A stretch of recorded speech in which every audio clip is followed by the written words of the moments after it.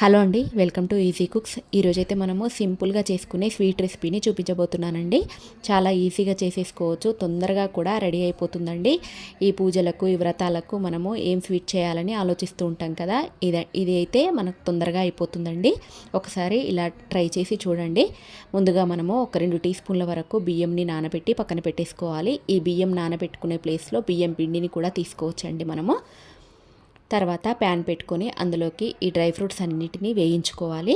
అలాగే 1 కప్పు వరకు పచ్చి కొబ్బరిని కూడా మనం తురిమి పక్కన పెట్టుకున్నాం కదా, అది కూడా పక్కన పెట్టేసుకోవాలి. తర్వాత డ్రై ఫ్రూట్స్ అన్నిటినీ వేయించుకోవాలి. ఇలాగా గోల్డెన్ షేడ్ వచ్చేంత వరకు మంచిగా వేయించుకొని ఇవి పక్కన పెట్టేసుకోవాలి. ఈ పక్కకు తీసుకున్న తర్వాత మళ్ళీ అదే ప్యాన్ పెట్టుకొని అందులోకి గ్లాసున్నర వరకు పాలను తీసుకున్నాను నేను ఇక్కడ. తర్వాత ఒక హాఫ్ గ్లాస్ వరకు వాటర్ని కూడా యాడ్ చేసుకోవాలి. తర్వాత ఇందులోకి అది మరుగుతున్నప్పుడే ఆ కప్పు వరకు మనం పచ్చి కొబ్బరి తీసుకున్నాం కదా, ఇందులోకి వేసుకొని మంచిగా కలుపుకోవాలి. పచ్చి కొబ్బరి కొద్దిగా ఉడకనివ్వాలండి. తర్వాత బియ్యంని నానబెట్టుకున్నాం కదా, ఇది మిక్సీ జార్లో వేసుకొని మెత్తగా పేస్ట్ లాగా చేసుకోవాలి. ఆ మిశ్రమాన్ని ఇందులోకి వేసేసుకోవాలి. ఈ పిండినంతటిని ఇందులోకి వేసుకొని మంచిగా కలుపుకోవాలి. మంచిగా ఉడకనియాలండి ఈ పిండిని మొత్తం. ఇక్కడ మనం బియ్యం తీసుకున్నాం కదా, మనం బియ్యం పిండిని కూడా తీసుకోవచ్చండి. థిక్ కన్సిస్టెన్సీ కోసం మనం ఈ బియ్యంని వాడుతున్నాం ఇక్కడ. కొద్దిగా మంచిగా గ్రేవీ లాగా మంచిగా వస్తుందండి.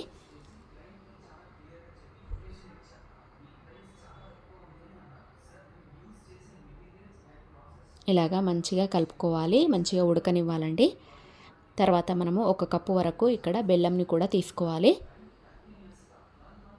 మనము ఎక్కువగా చిక్కగా అనిపిస్తే కొద్దిగా వాటర్ కూడా యాడ్ చేసుకోవచ్చండి ఆ ప్లేస్లో. ఇలాగా మనకు థిక్ కన్సిస్టెన్సీ వచ్చేంత వరకు మంచిగా ఉడకనియాలి. తర్వాత ఇందులోకి 1 కప్పు వరకు తురిమి పెట్టుకున్న బెల్లంని కూడా ఇందులోకి వేసుకోవాలి. బెల్లం అంతా కరిగిపోయిన తర్వాత డ్రై ఫ్రూట్స్ని కూడా ఇందులోకి వేసేసుకోవడమే. ఇలాగా మొత్తం బెల్లం అంతా కరిగిపోయింది కదా, ఇప్పుడు డ్రై ఫ్రూట్స్ కూడా వేసేసుకోవడమే ఇందులోకి. అంతే అండి, మనకు సింపుల్గా చేసుకునే రెసిపీ, స్వీట్ రెసిపీ రెడీ అయిపోతుంది.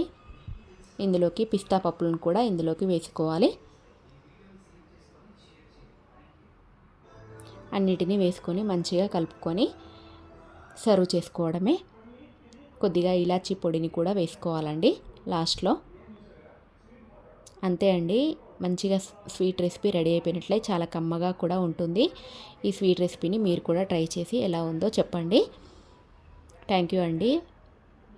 వీడియో కనుక నచ్చినట్టయితే లైక్ చేయండి, షేర్ చేయండి, సబ్స్క్రైబ్ చేసుకోండి.